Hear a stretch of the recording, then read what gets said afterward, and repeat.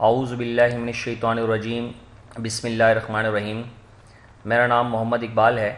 मैं government degree boys college जंगल शाह किमाड़ी कराची में पिछले 5 सालों से केमिस्ट्री के लेक्चरर की हैसियत से अपने फ़राइज़ सरअंजाम दे रहा हूँ।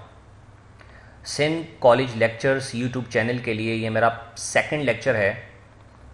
मैंने अपने पहले लेक्चर में फ़र्स्ट ईयर की केमिस्ट्री से चैप्टर 8 स्टार्ट किया था और चैप्टर 8 में हमने अपने पहले लेक्चर में 3 टॉपिक डिस्कस किए थे। आज के लेक्चर में हम जिन टॉपिक को डिस्कस करेंगे उनमें determination of rate of reaction, types of chemical reactions, activation energy and threshold energy with numericals शामिल हैं। पहले डिस्कस करते हैं determination of rate of reactions. किसी भी केमिकल रिएक्शन की रफ्तार को मालूम करने के लिए फिजिकल मेथड्स या फिर केमिकल मेथड्स इस्तेमाल किए जाते हैं। फिजिकल मेथड जो हमारे कोर्स में शामिल हैं वो 6 फिजिकल मेथड्स हैं, जो ये हैं। Number 1, refractive metric method.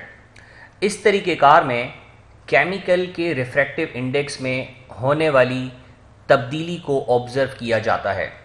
दूसरा तरीका हमारे पास है स्पेक्ट्रोस्कोपिक मेथड। इस तरीक़ेकार में केमिकल में अल्ट्रा वायलेट या इंफ्रारेड रेडिएशंस को एब्जॉर्ब करने की जो सलाहियत है उसमें आने वाली तब्दीली को ऑब्जर्व किया जाता है। तीसरा तरीका है कोलोरिमेट्रिक मेथड। इस तरीक़ेकार में कलर इंटेंसिटी में आने वाली तब्दीली को ऑब्जर्व किया जाता है। चौथा तरीका हमारे पास एक कंडक्टिविटी मेथड। इसमें केमिकल के इलेक्ट्रिक कंडक्टिविटी में आने वाले तब्दीली को ऑब्जर्व किया जाता है। पांचवा तरीका हमारे पास है पीएच मेथड। इस तरीक़ेकार में केमिकल के पीएच में होने वाली चेंज को ऑब्जर्व किया जाता है। लास्ट में पोलिरीमेट्रिक मेथड है। इसमें केमिकल के ऑप्टिकल रोटेशन में होने वाली तब्दीली को ऑब्जर्व किया जाता है। अब हम बात करते हैं केमिकल मेथड की। केमिकल मेथड में सबसे पहला काम यह किया जाता है कि रिएक्टिंग वेसल में से थोड़ा सा सैंपल निकाला जाता है मुख्तलिफ वक्फों के बाद। फिर उस सैंपल की किसी सुइटेबल रीजन के साथ टाइट्रेशन करवाई जाती है ताकि हम वहाँ से रिएक्शन का एंड पॉइंट भी मालूम करें और रिएक्टेंट या फिर प्रोडक्ट की क्वांटिटी भी यानी अमाउंट भी मालूम कर सकें। मिसाल के तौर पर एस्टर की हाइड्रोलिसिस अगर की जाए तो उस केमिकल रिएक्शन की रफ्तार को मालूम करने के लिए केमिकल मेथड इस्तेमाल किया जा सकता है। यानी हम जब इसकी मीथाइल एसीटेट की एसिडिक मीडियम में हाइड्रोलिसिस करेंगे तो इस केमिकल रिएक्शन की रेट को मालूम करने के लिए हम केमिकल मेथड इस्तेमाल कर सकते हैं। केमिकल मेथड में हमें सबसे पहले क्या करना पड़ेगा, हमें एक पेट्री डिश में आइस क्यूब्स लेने पड़ेंगे। उसके बाद हम क्या करेंगे, एक बीकर लेंगे जिसमें डिस्टिल वाटर मौजूद होगा। फिर हम क्या करेंगे, इस बीकर को इस आइस क्यूब्स के अंदर रख देंगे ताकि इस बीकर का पानी ठंडा हो जाए। उसके बाद हम क्या करेंगे, इसमें एस्टर ऐड करेंगे। जैसे हम एस्टर ऐड करेंगे, एस्टर वाटर के साथ रिएक्शन करके कार्बोक्सिलिक एसिड बनाना शुरू कर देगा। जैसे ही जिस लम्हे हमने एसिटिक एसिड ऐड किया होगा उसी लम्हे हम टाइम नोट कर लेंगे और 10 ml पाइपेट के जरिए उस बीकर में से निकाल कर इस कॉनिकल फ्लास्क में डाल देंगे। जैसे हम कॉनिकल फ्लास्क में 10 ml उस बीकर में से शामिल करेंगे उसी वक्त हम इसमें 2 ड्रॉप्स फेनोफ्थलीन इंडिकेटर के डाल देंगे। दूसरी तरफ हमने ब्यूरेट में पहले से सोडियम हाइड्रोक्साइड या कोई और स्टैंडर्ड बेस ब्यूरेट में भरा होगा। उस बेस के साथ इस कॉनिकल फ्लास्क में मौजूद केमिकल की टाइट्रेशन करवाकर हम नोट कर लेंगे। जब 3 रीडिंग हमारे पास सेम आ जाएंगी फिर हम ग्राफ प्लॉट कर लेंगे और वहाँ से हमें पता चल जाएगा कि केमिकल रिएक्शन कितनी देर में मुकम्मल हुआ है। अब हम बात करते हैं टाइप्स ऑफ केमिकल रिएक्शंस की on the basis of speed. रफ्तार की बुनियाद पर केमिकल रिएक्शन की 3 टाइप्स हैं, स्लो रिएक्शन, फास्ट रिएक्शन और मॉडरेट रिएक्शन। पहले डिस्कस करते हैं slow reaction. Those reactions which proceed at extremely slow speed are called slow reaction। ऐसे केमिकल रिएक्शन जो इंतहाई सुस्त रफ्तारी से प्रोसीड होते हैं उनको हम कहते हैं स्लो रिएक्शन। ये रिएक्शन एक बहुत लंबे वक्त में मुकम्मल होते हैं। इन रिएक्शन की रफ्तार को मालूम करना काफ़ी मुश्किल होता है। इन रिएक्शन में जो रिएक्टेंट होते हैं उनकी एक्टिवेशन एनर्जी जो है वो काफ़ी ज़्यादा होती है। मिसाल के तौर पर रस्टिंग ऑफ आयरन, ये आप देख रहे हैं लोहा है, ये बिल्कुल नया है, साफ है, इसको कोई जंग नहीं लगा हुआ, लेकिन हमें नहीं मालूम कि इस लोहे से ये लोहा कब बनेगा, यानी इसको जंग कब लगेगा। ये इंतहाई सुस्त रफ्तार केमिकल रिएक्शन है, इसीलिए हम इसको कैलकुलेट नहीं कर सकते। बिल्कुल इसी तरीके से ग्रेफाइट का डायमंड में कन्वर्ट होना, ये भी एक सुस्त रफ्तार रिएक्शन है। इसी तरीके से अगर रेडियो एक्टिव डीके देखा जाए एटम का, ये भी एक स्लो प्रोसेस है। ज़मीन के अंदर पेट्रोलियम का बनना, ये भी एक स्लो प्रोसेस है जिसमें मिलियंस ऑफ ईयर्स लग सकते हैं। अब हम डिस्कस करते हैं फास्ट रिएक्शंस को। फास्ट रिएक्शन बहुत तेज़ी से प्रोसीड होते हैं, इतनी तेज़ी से प्रोसीड होते हैं 10⁻⁻⁶ सेकेंड की रफ्तार से ये प्रोसीड होते हैं। ये बहुत कम टाइम में कंप्लीट हो जाते हैं, इसीलिए इनकी रफ्तार को मालूम करना भी बहुत मुश्किल है। इन रिएक्शन में जो रिएक्टेंट्स होते हैं उनकी एक्टिवेशन एनर्जी बहुत कम होती है। मिसाल के तौर पर न्यूट्रलाइजेशन रिएक्शन, एसिड और बेस जब आपस में मिलते हैं उसके नतीजे में सॉल्ट और वाटर बनता है। इस केमिकल रिएक्शन को न्यूट्रलाइजेशन रिएक्शन के नाम से जाना जाता है। न्यूट्रलाइजेशन रिएक्शन बहुत फास्ट रिएक्शन है। लास्ट हमारे पास है मॉडरेट रिएक्शंस। ये ऐसे रिएक्शंस होते हैं जो ना तो बहुत तेज होते हैं और ना बहुत स्लो होते हैं, बल्कि दरमियाने लेवल पर प्रोसीड हो रहे होते हैं और इनको एक्सपेरिमेंटली मेजर भी किया जा सकता है। ये चंद घंटों में कंप्लीट हो जाते हैं।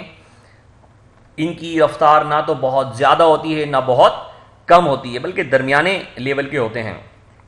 इसीलिए इनकी रेट ऑफ रिएक्शन को आसानी से मेजर किया जा सकता है। इनके जो रिएक्टेंट्स होते हैं उनकी एनर्जी ना एक्टिवेशन एनर्जी ना तो बहुत ज़्यादा होती है ना बहुत कम होती है।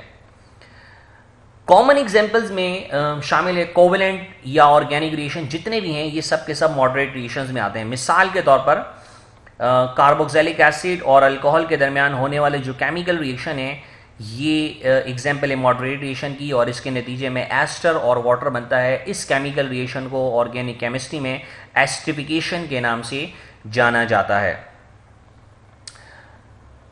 एक रीज़न आपके सामने मौजूद है, ये हम अपने कल के लेक्चर में भी डिस्कस कर चुके हैं कि why some reactions are fast while some are slow. Simple सी रीज़न है, हर वो केमिकल रिएक्शन जिसमें रिएक्टेंट की एक्टिवेशन एनर्जी लो होगी वो रिएक्शन फास्ट होंगे, और जहां एक्टिवेशन एनर्जी हाई होगी वहां केमिकल रिएक्शन स्लो होगा। अब डिस्कस करते हैं एक्टिवेशन एनर्जी और थ्रेशहोल्ड एनर्जी को। सबसे पहले डिस्कस करते हैं activation energy. Minimum amount of energy required to initiate a chemical reaction between reactants is called activation energy. इसको यूं भी हम रिप्रेजेंट कर सकते हैं, the energy must acquired by the atom और molecule in order to react and change into product is called activation energy. यानी energy की वो कम से कम मिकदार जो रिएक्टेंट को आपस में रिएक्शन के लिए रिक्वायर्ड होती है उसको हम कहते हैं एक्टिवेशन एनर्जी। अब डिस्कस करते हैं threshold energy. Threshold energy basically internal energy और एक्टिवेशन एनर्जी का मजमूआ होता है। जो भी केमिकल है उसकी अपनी कोई ना कोई इंटरनल एनर्जी जरूर होती है। एक बर्तन में दो डिफरेंट केमिकल्स मौजूद हैं, लेकिन वो आपस में रिएक्शन नहीं कर रहे हैं, वो आपस में टकरा रहे हैं, लेकिन उनका टकराव इफेक्टिव नहीं है, यानी उस टकराव से कोई प्रोडक्ट नहीं बन रही। अब उस टकराव को इफेक्टिव बनाने के लिए हम उसको क्या देते हैं, एक्टिवेशन एनर्जी देते हैं। तो threshold energy basically internal energy और एक्टिवेशन एनर्जी का सम है। जब केमिकल को एक्टिवेशन एनर्जी दी जाती है तो वो एक्टिव हो जाता है और उसके दरमियान इफेक्टिव कोलिजन आ जाती है। जैसे मौसर टकराव होता है वो रिएक्टेंट प्रोडक्ट में कन्वर्ट हो जाता है। अब हम डिस्कस करते हैं चंद न्यूमेरिकल्स जो एक्टिवेशन एनर्जी, इंटरनल एनर्जी या थ्रेशहोल्ड एनर्जी से रिलेटेड है। ऊपर आप देख रहे हैं स्क्रीन पर threshold energy, activation energy and internal energy. Threshold energy equal होती है average internal energy plus activation energy के। पहले डिस्कस करते हैं थ्रेशहोल्ड एनर्जी के न्यूमेरिकल्स। न्यूमेरिकल आपकी स्क्रीन पर मौजूद है। पहला सवाल है, in a chemical reaction A arrow B, A एक रिएक्टेंट है, बी एक प्रोडक्ट है, कहता है कि इस केमिकल रिएक्शन में the average internal energy of A is 20 kilo joules per mole. कहते हैं कि इस केमिकल रिएक्शन में ए की इंटरनल एनर्जी है 20 kilo joules per mole. If the activation energy of A is 25 kilo joules per mole, अगर ए की एक्टिवेशन एनर्जी इतनी है तो आप क्या करें, आप बताइए, calculate the threshold energy of this reaction. इस केमिकल रिएक्शन के लिए थ्रेशहोल्ड एनर्जी कैलकुलेट कीजिए। मैं डेटा बना लेता हूं। डेटा में आप देख रहे हैं एवरेज इंटरनल एनर्जी IE से रिप्रेजेंट किया जा रहा है 20 किलो जूल, यहां लिखी गई है, मैंने यहां लिख दी। उसके बाद एक्टिवेशन एनर्जी ये 25 किलो जूल्स पर मोल, यहां लिख दी गई। थ्रेशोल्ड एनर्जी आपको कैलकुलेट करनी है, फॉर्मूला आपके सामने है, threshold energy equals to internal energy plus activation energy. मैंने लिखा solution, threshold energy equals to average internal energy plus activation energy. Average internal energy हमारे पास है 20 और एक्टिवेशन एनर्जी हमारे पास है 25, दोनों की यूनिट सेम है, लिहाजा हमें कोई यूनिट कन्वर्जन नहीं करनी पड़ी। 20 और 25 को ऐड कर लिए तो 45 किलो जूल्स पर मोल हमारे पास थ्रेशोल्ड एनर्जी आ गई। बहुत आसान न्यूमेरिकल था, लिहाजा इसमें मजीद न्यूमेरिकल को डिस्कस करने की जरूरत नहीं है। अब हम बढ़ते हैं एक्टिवेशन एनर्जी से रिलेटेड एक प्रॉब्लम डिस्कस कर लेते हैं। ये प्रॉब्लम हमारे टेक्स्ट बुक में मौजूद है और 2001 में भी ये सवाल आ चुका है। For a chemical reaction A arrow B the threshold energy of reaction is 31 kilojoules per mole. The average internal energy of A is 20 kilojoules per mole. Calculate the activation energy of A. यानी ये कहना चाह रहा है कि एक chemical reaction है जिसके लिए threshold energy 31 kilo joules per मोल है और उसकी इंटरनल एनर्जी अगर 12 किलो जूल पर मोल हो तो आप एक्टिवेशन एनर्जी फाइंड कीजिए। सबसे पहले डेटा बनाते हैं। डेटा में बहुत आसान तीन चीज बातें हैं इसमें। थ्रेशोल्ड एनर्जी लिख दी गई 31 है, इंटरनल एनर्जी है 12 किलो जूल्स पर मोल, एक्टिवेशन एनर्जी कैलकुलेट करनी है। फॉर्मूला हमारे पास था threshold energy equals to average internal energy plus activation energy. हमें एक्टिवेशन एनर्जी जो है वो कैलकुलेट करनी है, लिहाजा हम इंटरनल एनर्जी को यहां से वहां ले गए। जब ये यहां से वहां जाएगा तो यहां प्लस है, वहां क्या हो जाएगा माइनस, लिहाजा थ्रेशोल्ड एनर्जी में से अगर माइनस कर दिया जाए एवरेज इंटरनल एनर्जी को तो हमारे पास एक्टिवेशन एनर्जी आ जाएगी। यानी 31 में से 12 माइनस की हमारे पास आया 19 किलो जूल्स पर मोल। पास्ट पेपर में एक न्यूमेरिकल मौजूद है, देख लीजिएगा।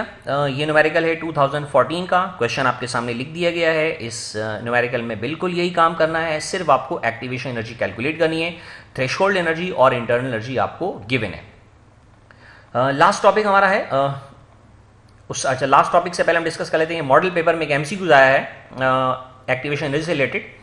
The energy profile diagram for exothermic reaction is given below. ये एक डायग्राम गिवन है, ये एक्सोथर्मिक रिएक्शन की डायग्राम है। इसमें हम देख रहे हैं कि ये रिएक्टेंट है, रिएक्टेंट की जो एनर्जी शो की जा रही है 15, ये इंटरनल एनर्जी है और ये 40 जो गिवन है ये थ्रेशोल्ड एनर्जी है। अब यहां से यहां तक वो एनर्जी है जो हमें कैलकुलेट करनी है। तो ये कह रहे हैं the energy of activation energy of reaction is this, कितनी होगी 40 माइनस 15, 25 जूल्स एनर्जी होगी एक्टिवेशन। लास्ट टॉपिक हमारा है इंटरनल एनर्जी। इंटरनल एनर्जी का सवाल है for a chemical reaction A arrow B the threshold energy of the reaction is 15 kilo joules per mole, the activation energy of A is 5 kilo calorie per mole. Calculate the average internal energy of A। इस सवाल में दो चीजें given है, threshold energy given है और activation energy given है, दोनों की यूनिट सेम है। हमें क्या कैलकुलेट करना है, इंटरनल एनर्जी कैलकुलेट करनी है। फॉर्मूला आपके सामने, threshold energy equals to average internal energy plus activation energy. हमें इंटरनल एनर्जी कैलकुलेट करनी है, लिहाजा एक्टिवेशन एनर्जी को यहां से वहां ले गए। जब ये यहां से वहां जाएगी तो ये माइनस हो जाएगी। हमने थ्रेशोल्ड एनर्जी में से माइनस किया एक्टिवेशन एनर्जी को, हमारे पास जवाब आया 10, यानी 15 minus 5 equals to 10 kilo calorie per mole. ये बात याद रखिएगा कि 1 कैलोरी इक्वल्स टू 4.184 जूल्स या 1 जूल्स इक्वल टू 0.239 कैलोरी। ये काम हम कब करेंगे, जब हमें एक पैरामीटर जो है वो जूल्स में गिवन हो, दूसरा कैलोरी में गिवन हो।